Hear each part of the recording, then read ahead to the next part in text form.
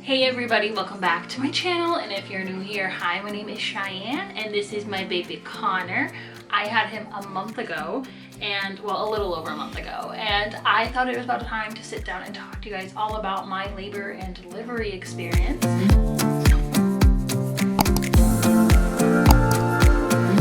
My labor and delivery story is a lot. It's kind of confusing, so we're going to start at the very beginning, which was the Wednesday before my delivery. On that day, I basically became really aware of the fact that I had had this headache for a little bit. It was really painful. It was constant. It wasn't going away. And I just had a feeling in my stomach that like something was wrong. I was just worried. And I'm an anxious person, but I could just tell that it was different. Like I could tell that this wasn't like my anxiety. Like I could genuinely tell that there was something wrong. But I had a doctor's appointment on Friday, so I was like, you know what? We're just going to be aware of it. If I get more nervous, if I start vomiting, or if anything else happens, you know, then I'll do something. But right now I think I'm fine. Well, Friday morning comes, I get ready. We're getting ready to go to the appointment. And then my appointment gets canceled like 15 minutes before I'm supposed to go because my doctor had an emergency of some sort. So now I'm sitting there and I'm like, well, crap, I don't know what to do because I really feel like I needed to go to this appointment. Like I was going to this appointment feeling like I was going to be sent to the hospital to have my baby. Like that's where I was mentally. And so I was like, I don't know what to do. So I was rescheduling an appointment for Monday, and I was like, you know what, we're just going to wait till Monday now. We're just going to see if this headache gets better, see like what's going on. I started taking Tylenol, and we were just gonna see what was going on. Well, the Tylenol wasn't helping, and then by Saturday night I knew that something was wrong. I basically realized that my headache wasn't getting any better. If anything, it would have gotten worse, and I was really worried. And so I knew that the next morning I was going to call either the hospital or my doctor or someone. And I started Googling because, you know, that's what you do when you're nervous. But I also kind of wanted to have at least some kind of idea. So when I went in there and they started saying things, maybe I have read a little bit about it from Google, I didn't know.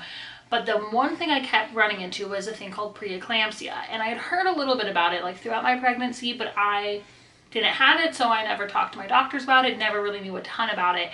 And it was on my radar, but there were a lot of other symptoms that you're supposed to have. You're supposed to be vomiting. You're supposed to like, I don't remember what all the symptoms are, but these are the symptoms. And I only had this headache. And so I was like, I'm not sure that's what it is, but you know, like that's a good thing to know about, I guess. Sunday morning, I woke up and I called the hospital and I was like, hey, I have this really bad headache and I'm almost 39 weeks pregnant. Oh, buddy. Oh, we don't have I don't have a burp cloth. We're gonna use my shirt. Oh, come here. Okay. Anyway. I called them saying I'm almost 39 weeks pregnant. I have this bad headache. What should I do? And they said, oh, buddy. They said that I should take some Tylenol, lay down. We get it. You want to be the star of the show, okay? So I took some Tylenol and I laid down and it didn't do anything. I waited about 2 hours and nothing happened. And they told me that if nothing got better, that I should go to the hospital and get my blood pressure checked. Well, I really hate being an inconvenience. And the idea of driving all the way down to the hospital and then being sent home was like too much for me. So instead of that, I went to an urgent care that was like literally right around the corner. I went there, they got me in super quick when I told them what was going on.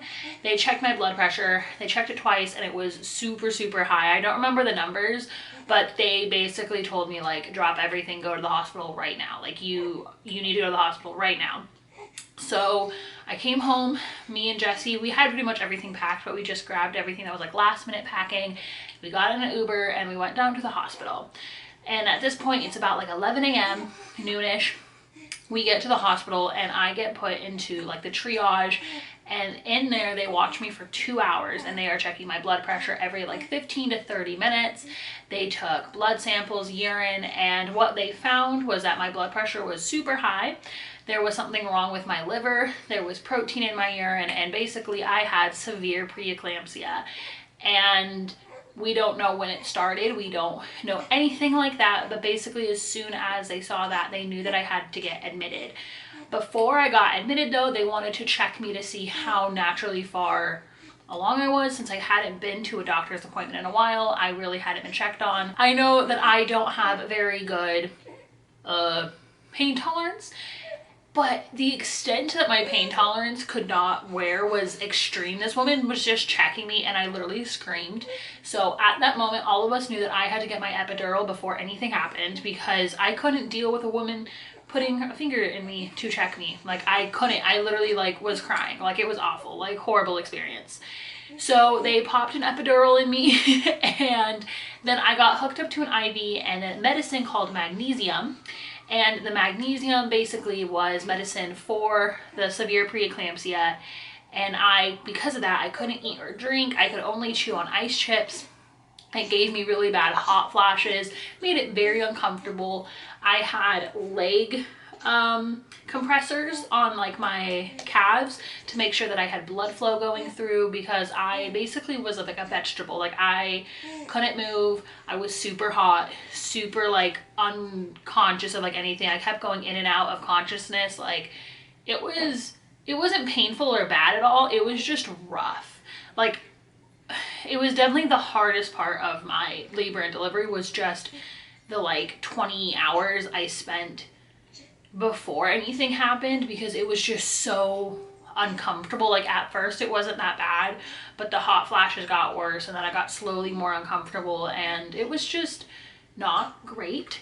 And then after I was hooked up to everything, they then put like a water balloon thing in my vagina to try to help, you know, move stuff along faster. So they gave me Pitocin along with the magnesium, and basically the problem is, you know, the Pitocin is supposed to help induce labor, and magnesium is to help you from getting strokes and seizures. Let me say that again. It helps you not get strokes and seizures, since that is what preeclampsia can do to you. And since I had like very severe preeclampsia, they were very, very worried about that. At this point, it hit me that I was going to be going into labor soon. They put the balloon in me and I freaked out. Like, I just started to realize like I was going to be giving birth eventually, like pretty soon. We were admitted around 2 p.m. and so all of this happened. I got my medicine, got the balloon put in me, having my little panic attack. This all happened between 2 p.m. and around like 4 or 5 p.m. And at 7:40 p.m. they broke my water because I was 5.5 centimeters dilated. And then at 8:30 is when we started what I call the game of medicine. Because as we know, I came into the hospital because of this headache that I had. And little spoiler, it's been over a month and a half. I still have this headache. We have no idea what's wrong with me. And that's just a fun thing. So this was the first time I was given like medicine for it. It was just Tylenol. But throughout this, I am slowly given like harder medicine. And it doesn't do anything. But so that happened, and at 11:30 I was checked. 11:30 p.m. I was checked. I was still at 5.5 centimeters. The baby had come down a lot, but nothing really had happened other than that. So they started putting me in different positions, which was extremely uncomfortable and extremely painful for me, because I had IVs in me and I had to keep my arms straight, like as straight as I possibly could. Was still having my hot flashes. I just felt gross, like absolutely awful, because like I said, these two medicines were working against each other. I stayed on the medicine overnight, so we kept trying new positions. We gave me like different medicines, different things like that, and I was just not dilating anymore. I stayed at 5.5 for 14 hours. So I had doctors come in around, I think 10 o'clock. Maybe 10:30, and they said, hey, it's been 14 hours, you're not making any progress, we think you should do a C-section. And so I was like, cool, like, yeah, like, let's do a C-section. I mean, me and Jesse talked about it. I mean, I said, like, yeah, like, let us talk about it, but like, that sounds like a plan. Like, I understand where you're coming from. And as soon as I said that, I vomited. And it's kind of like the funniest thing about my labor is the fact that I was like so cool and collected. I was like, yeah, like, let's do a C-section. And then I started vomiting because my body was like freaking out for me. So like I said, that was at like 10:30. And basically I threw up, and then they got me ready for my C-section. They took me in and they found out that my epidural actually had a bubble, and the place where they had to cut me open was not numbed at all. So they had to give me a second epidural. And at this part, I just want to say that my hospital team is they were the most amazing people ever. And I am so grateful for them, because Jessie was allowed to be in there for the C-section, like when it happened, but when they were prepping me, and so when they gave me the second epidural, when they were like, you know, getting everything ready, he wasn't allowed to be in there. But I felt so safe and loved and taken care of. So even though I was going into a surgery that I was not planned for, I honestly was not super educated on like C-sections. Still, I'm not educated on C-sections. I just know what the aftermath is. But anyway, I just felt so like safe and taken care of. One of the doctors, me and her have the same birthday, so we're birthday buddies.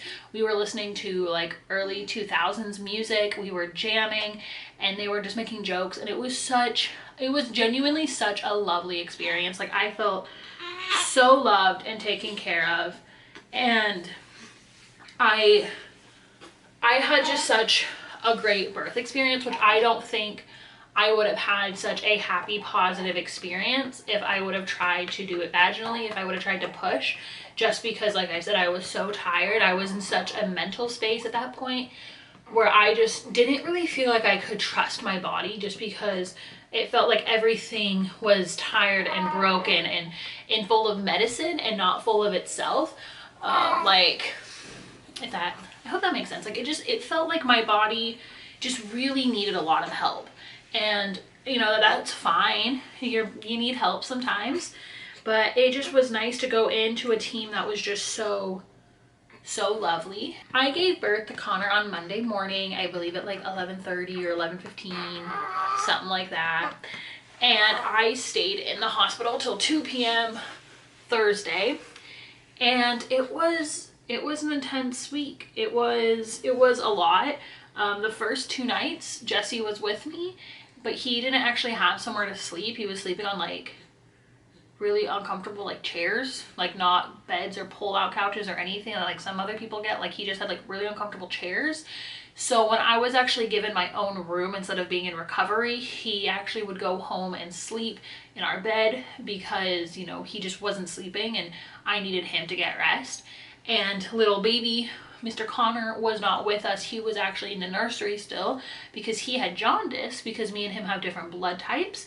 And so the nursery was watching him. So the first like 3 days of his life, we weren't really with him because I was still under really heavy medication. I was super tired. I obviously just had that C-section, so I was sore. I was tired from both the operation and the medication I was on. And it slowly took time. But Wednesday and Thursday I was up and I was good. I was ready and everything went really well. And that basically is the whole story of my labor and delivery. Like I said, it is not what I planned. I just planned on like a naturally induced labor, going to the hospital, pushing my baby out, use an epidural.